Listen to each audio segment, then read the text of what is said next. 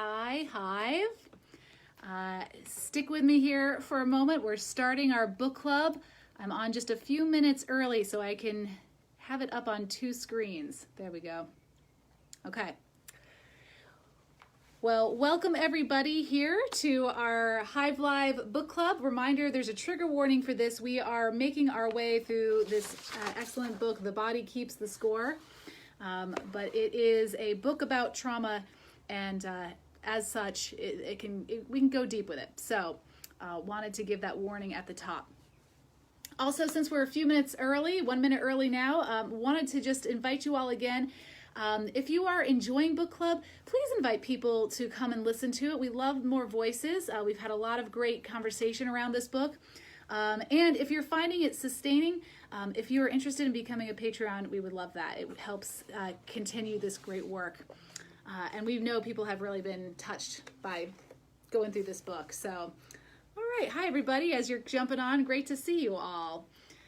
Sorry, I'm going to mute myself here. I have it on two screens so I can watch comments come up and talk to you at the same time. So if you have any comments, hi, Elizabeth, good to see you. Please feel free to go ahead and put them up, and we'll have a discussion as we go. All right, we are working on chapters 13 and 14. It's the beginning of part 5, Paths to Recovery.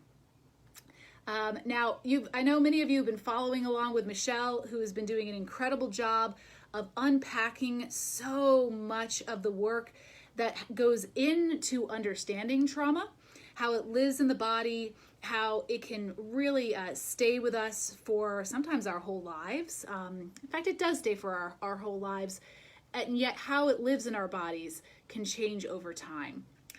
So if you are new to this book, go back and watch those videos, because today the book starts to shift in this last part into finding ways that are a help for trauma. The idea being that if the body keeps the score, then the body can actually be a pathway to healing, which is, I think, what makes this book and this sort of study so important, right? You know, it's not just a exercise for the mind, it engages the whole body. So let's dive in with chapter 13. Chapter 13, Healing from Trauma, Owning Yourself.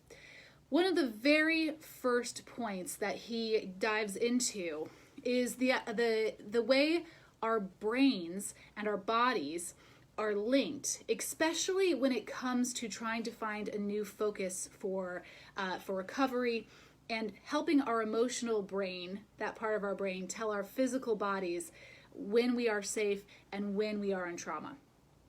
He goes into a deep dive into the limbic system. The limbic system is connected to that part of our brain, which is the frontal cortex, right? I said this on Sunday. If you watch the meditation for the sermon, we really got into this, so it was perfectly timed. That front part of our brain is the youngest part of our brain. It's the one that hasn't been online as long as, let's say, the lizard part of our brain, that back part. Now, that frontal cortex is the one that helps us with kind of our higher functioning, being able to regulate our emotions, being able to be rational, that sort of thing. When we are in trauma, the part of our brain that is triggered is not that front part, it's the back part that tells us, okay, it is time to be in fight, flight, or freeze mode. And we're gonna take the energy that this frontal cortex takes to be online, which is a lot of energy, and instead we're gonna put it into that survival piece, right? That part of the brain that will help keep us safe. I used this metaphor earlier, but it's worth saying again. It's like if a bear walked into my office right now, my frontal cortex is not going to be helpful to me to be able to say, gosh, I wonder what that bear might want. I wonder if he's happy or sad, right? Those are higher functionings. That's not actually helpful. What is helpful is my brain telling me to get the heck out of Dodge, right? Go, run. So what happens though is when we're in times of trauma, such as we are now with this trauma that we're currently in our system, Or when we have had trauma in our lives and it continues to play out in our bodies and in our minds as a present reality, we can't turn off that fight, flight, or freeze mode. And how this connects to the limbic system is the limbic system tells our mind which part of that brain to use, right? So what's really fascinating, though, is he calls us first and foremost to the breath. Hi, everybody. I'm seeing people jump on. Great to have you here. Feel free to comment as we go.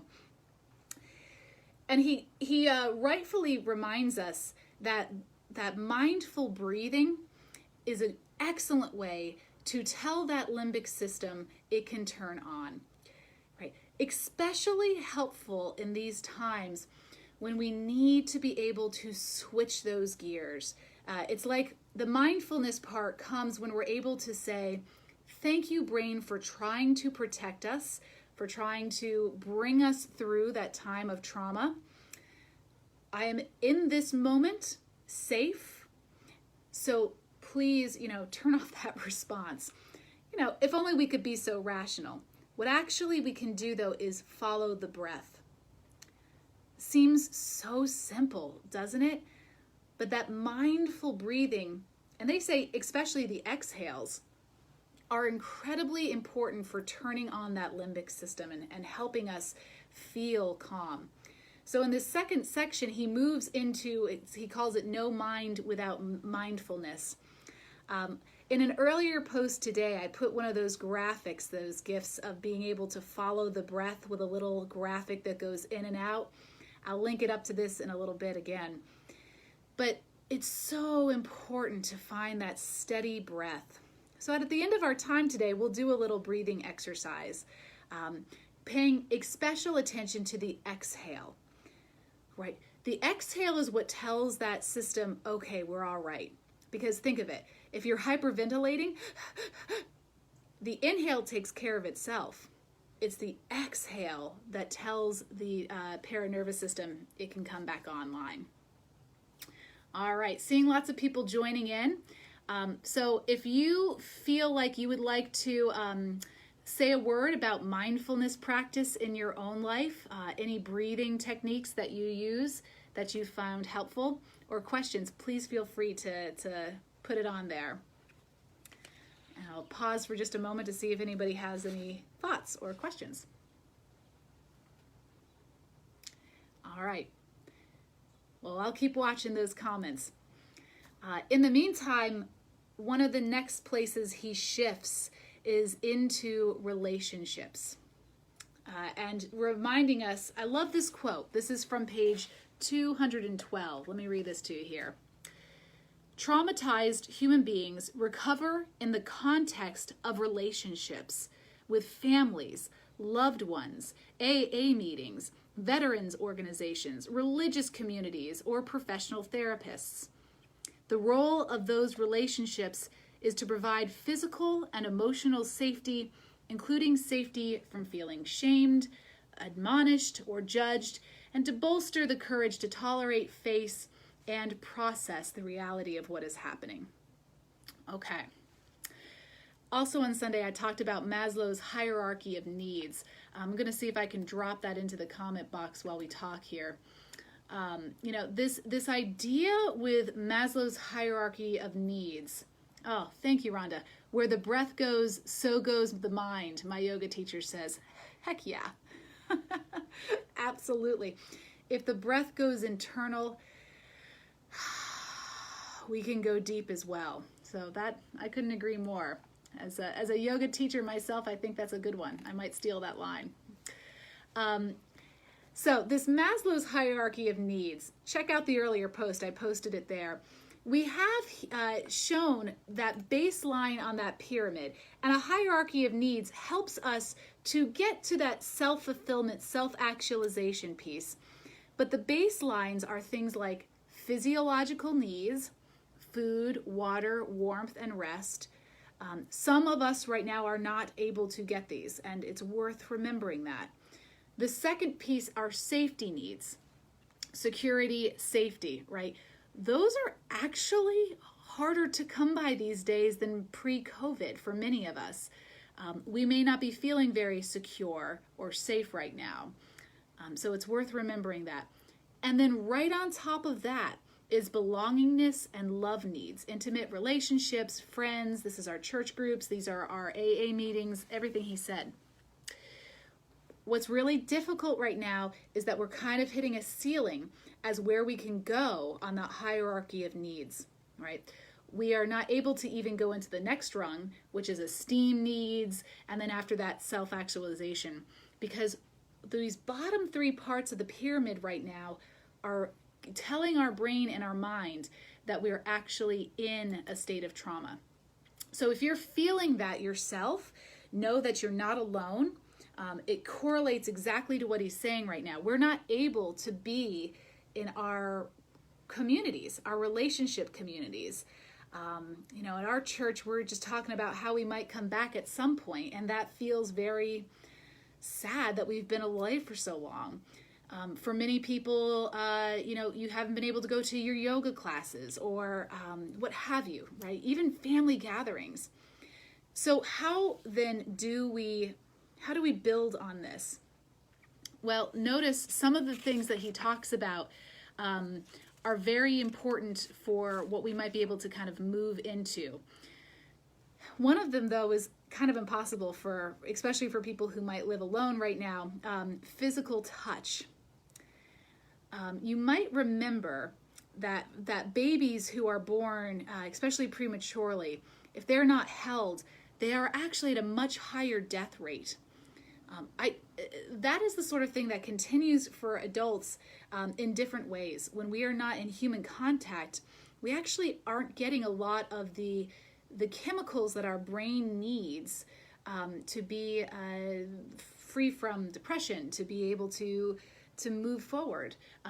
Diana has this great quote here. It says, quote, "Recovery from trauma involves reconnecting with our fellow human beings. Unfortunately, we can't physically connect with people, so how do we?" Exactly. This is the problem. It's one of the reasons I'm grateful for the Hive community, by the way. I have found a lot of connection with you all just by talking. But it might be worth giving some thought to this. If you are finding your trauma is being triggered a lot these days, this might be a key element as to why. And where are the areas in your life that perhaps you can reach out? I think it'd be very great to maybe put up some suggestions here in the comments of ways that you've been able to reach out. The physicality piece is really difficult, really difficult. He doesn't list this here, but one of the things my yoga teacher has taught me, as well as some physical therapists I've had in the past, is that even self-touch can be a very big help in reminding yourself that you have a body. And he talks a lot about this in this book, that for those who have suffered trauma, being in the body can be very uncomfortable or maybe even impossible. When people have been traumatized, one of the defense mechanisms is to disengage from the body, to disassociate. It makes sense, right? Especially people who have been victims of rape, sexual assault. Leaving your body is a way to feel not safe, but at least disconnected from the trauma that's happening. And that it then stays with a person.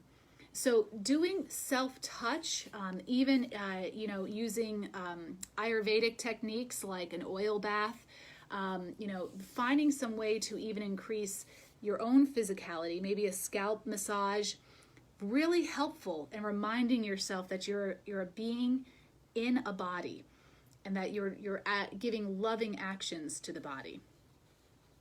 So any other comments, though, about ways you've been able to do this? Put them in the comments because we can really learn from each other here. Okay, at this point, let's shift into chapter 14. Thank you. Yes, Mom. Debbie, my mom, has rightly reminded us that we are carrying the trauma of our ancestors and the healing is ongoing. Yeah, Indigenous communities remind us all the time that when we try to heal ourselves, we're not just healing ourselves and future generations, we're also healing back up. to our ancestors, and which I find to be an incredibly important learning. Elizabeth says, how to connect during isolation. I've been spending a lot of time on the phone. Yeah, seriously. Also email, text, definitely not ideal and definitely a poor substitute for in-person contact, but it's what I can do to connect, and I find it's helpful. Yep, I'm right there with you. And don't forget, many therapists are willing to connect this way as well, right? So mine is, and it's super helpful. One way to connect might also be to write to people, and we're going to talk about the importance of writing in a moment as well. So hold on to that we might be able to link the two. Yeah, Mom, exactly. It's blood memory. Glad you're here, Mom. Thank you. Rhonda, I'd like to do some Zoom and Facebook video chats, FaceTime, seeing my friends help. Thank you. Absolutely. I do find the face does help. Zoom might be a little exhausting, but I find a day where I don't have other people face to face is actually worse. So it's worth it to me to have the exhaustion of Zoom, to have the face to face with people. Yeah, amen to teletherapy, right? Whew, amen. It's a godsend. All right, so let's move into chapter 14. If you have your text in front of you, I'll call us to a couple of pages. Chapter 14 is called Language, Miracle, and Tyranny. We've actually had somebody, it might have been Diane, I'm not sure. Somebody highlighted one of the exact quotes that I was hoping to share. It's on page 234 in my edition. And it says this: activists in the early campaign for AIDS awareness created a powerful slogan, silence equals death. Silence about trauma also leads to death, the death of the soul. Silence reinforces the God-forsaken isolation of trauma. Amen to that. Diane says, I've done quite a bit of card sending and just sent a letter to my field hockey team to let them know I'm thinking of them. What a treasure. That's the sort of thing people hold on to forever. That's a great one. Thank you. I love that. So let's talk about this breaking the silence piece. In my previous post today, I put up a video for one of, the saints of our modern times, Brene Brown. Love Brene. Give me a high five for Brene. I had the real pleasure of studying with Brene and her team. And one of the things that she says about shame is almost exactly what he's saying about trauma here, which I think is no coincidence. I think shame and trauma go hand in hand. And I think shame compounds trauma. One of her great quotes about shame itself is, if you put shame in a petri dish, it needs 3 things to grow exponentially: secrecy, silence, and judgment. I'll read that again. If you put shame in a petri dish, it needs 3 things to grow exponentially: secrecy, silence, and judgment. How much of that does not sound like what happens when we're in trauma, especially when trauma involves the sort of trauma that can happen to people of sexual assault, people who have had hard relationships. The shame that gets built into it says, don't talk about that, don't bring that up. And so when you're trapped in that trauma and shame cycle, it can only possibly compound itself. She then goes on to say, if you put the same amount of shame in a petri dish and douse it with empathy, it can't survive. That empathy then being that relationship piece that he so wisely talked about. Being in a group of people, or even having just one trusted friend or therapist who treats you with empathy can vastly improve the way trauma lives within us. I'll take an example from some of my own studies. When I was doing my master's thesis, we worked in particular with trauma victims who had been victims of Hurricane Katrina. And what we found in our studies, and so many other studies are are out there to prove this, that the victims who were unable to share their story, who weren't heard, were people for whom their trauma continued to traumatize them, much in a way that was not incorporated later on. You will probably remember this, right? When you saw footage after footage of people who had been displaced into the Astrodome, saying, crying out, listen to us, we cannot be heard. Part of their trauma was the hurricane, and part of their trauma was not being listened to. They felt abandoned in this moment of trauma. But on the other hand, the people we studied who were able to start to incorporate their trauma into ways that they were then able to grow from it and not be held captive by it, they were those who were communicating by ways of talk therapy, who were being in groups of especially like religious-minded groups or activity-engaged groups, and maybe most beautifully, those who were engaged in arts and music. We actually talked to a choir who formed after Katrina and created songs to help bring their trauma up to the surface. And the differences between the two groups, those who had been not listened to and those who were able to find their voice, was night and day. Absolutely night and day. So what can we learn from this? What are some of the things then that we can take? Well, first and foremost, to help this trauma process, we should not neglect things that might seem small but are mighty, right? Things like mindfulness, like the breathing techniques that we talked about earlier. But as he says, art, music, dance, writing. So I'd like to commend a few practices to you all, those who might be working through their trauma. Journaling, he describes as a very important way to get things out. Music therapy, of course, yes, Phyllis. I mean, like, how fantastic is music therapy? It's it itself is this entire school of healing that is just more and more, they're finding incredible stuff with this. So yes, music therapy. In our lives, there are ways that we can get some of this out. And even if you feel like you don't have a safe person to talk to right now, I would commend journaling. In particular, a practice called morning pages that was popularized in the artist's way. So many of you probably have heard of this. Morning pages is a daily way to purge some of these things out of our system. You take 3 pages, blank pages, every day. Especially at the beginning of the day is where they say it's most helpful, but do what works for you. And you just start writing. You just start writing. You don't even have to know what you're writing. You can say, I am writing a line of words over and over again.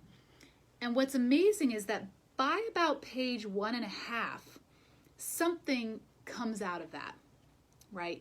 Something that you can hopefully leave a little bit more of on the page every day. That's one that's worked well in my life. He also recommends the power of writing with your non-dominant hand to be able to access those parts of the brain that maybe we our neural pathways don't venture into all the time, as a way to kind of loosen up. So I commend that to you as well. And you'll notice on this month's Artists in Residence, our artist in resident is doing incredible work of bringing different icons that are both simple enough to create or to color in. This is the sort of thing that we knew as kids and yet need to bring back. Like, adult coloring is so good for the brain and the soul. Again, all these things seem small, but they're actually really, really important in helping to incorporate the trauma of the body. Okay, and of course, we're getting to yoga towards the end of the book too. So All right, Elizabeth. Yes to all these expressive ideas. I have a journaling practice and regularly write laments and gratitudes. Yes. And anything that comes to mind. Also love art, music, therapy. Beauty is healing. Amen. And the beauty of nature too, right? Being out in nature. So one of the things you have highlighted that's another incredible mindful practice is the work of gratitude, right? There's science that proves that if you are able to journal 3 things you're grateful for every day, it begins to change those neural pathways. It begins to help heal some of the trauma. But you've also mentioned lament, which is, I think, just as important to start naming. It's why, we know spring and the beauty of spring because we've also known the pain of and maybe harshness of winter. Although I love winter, but you get the metaphor. It's why the Psalms are so rich in both praise and lament, and often in the same psalm, where you start by saying, "How long, O Lord, will this go on?" And then are motivated to see the gratitude even in the midst of hardship. So those are some of those techniques. In a moment, I'm going to lead us through a breathing exercise because it seems pretty silly to talk about mindfulness and the power of the breath and the limbic system. But before I do, if there's any other comments, that would be great. Mom says, clear throat chakra to find the voice also. Look in YouTube if interested. Use sage to clean your energy. Do it. I love it. And environment often. Love the reminder of writing with non-dominant hand. It's a fascinating way to wake up the brain. Let's talk about chanting and throat chakra work that Mom is bringing up. By the way, Debbie's my mom, so I'm sorry I keep calling her that. One of the powers of I don't know of a religion that doesn't have a chanting tradition. In the Christian tradition, it's often associated with the daily office. And I'm reading an excellent book right now by one of my favorites, Cynthia Bourgeault, about chanting the Psalms. She has a whole chapter in there about how psalmody and chanting is like the yoga, that is a form of yoga for the body because it helps line up the inner systems. So I'll have more to say of that in future times. But yes, chanting, singing, all of that is so important for the body and the healing process. Philip says, awareness through movement is very healing. Yes, work helping to connect to seldomly used neural pathways. Precisely. He mentions dance and even using acting as a way of opening up those neural pathways. So if you are a person who almost never dances, get in. Why not try it now? Open up a YouTube. I think it's one of those things where, like, it's why we're seeing so many TikTok videos up right now. I think because humans instinctively need to dance in times of trial. They may seem silly, but they're actually really powerful. We as creatures have been dancing as ritual for longer than we've been doing some of the other practices that we tend to think of as religion. So yeah, get moving. And, oh my gosh, are you really reading that same book too? What? Maybe that's our next book club. That's awesome. Too cool. All right, folks, let's end today with a little bit of breathing exercise. I'm going to sit down, if I can find my chair. And I invite you to do the same. Find a comfortable place to sit that works for you. Haha, great, awesome. That's so crazy. I can't believe we're reading the same book. I love that. I love when the spirit does that. Find a comfortable position. And I recommend sitting so that your spine is straight and that your knees can be below your hips. It really does help to keep that spine straight. The breathing we're going to focus on will have longer exhales than inhales. As we said at the top of the video, when we start to hyperventilate, the thing that the body knows to do is to give us those inhales quickly, like trying to get oxygen. We're instead going to turn on the limbic system to with the exhales that tell our brain it's okay to calm down. So with that, take a comfortable position, perhaps close your eyes. This won't be very long, just a few seconds of this really helps. Close your eyes. We'll take a deep inhale through the mouth and exhale through the nose. Inhale through the mouth. Exhale through the nose. One more like that. Inhale through the mouth. Exhale through the nose. And now we'll reverse that. Inhale through the nose. And we're going to exhale slowly through the mouth.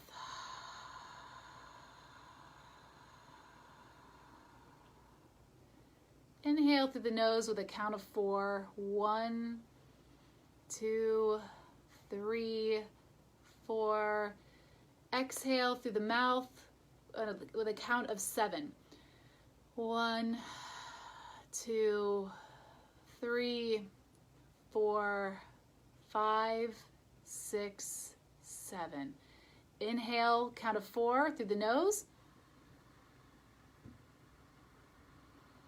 Exhale, count of 7.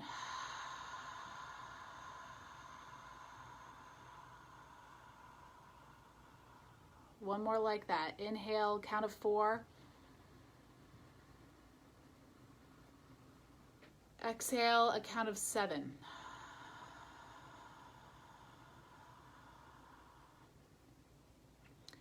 And gently open your eyes. The effects of that can be almost immediate.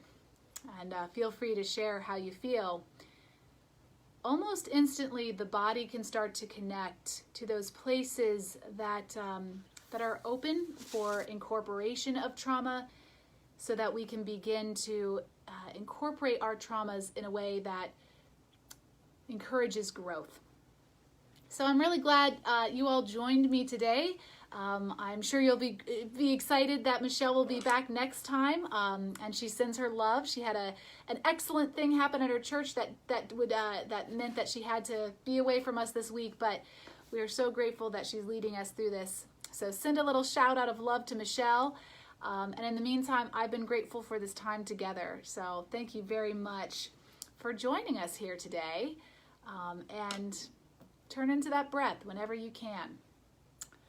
As we said earlier, let's see, Diane, so very, oh, sorry, it was Rhonda who so very clearly said, where the breath goes, so goes the mind. So I am sending, I love you too, love you, Mom, and I'm grateful for this time together. Let our breath be a place where we travel once more. Thank you all. God bless. Thanks for tuning in.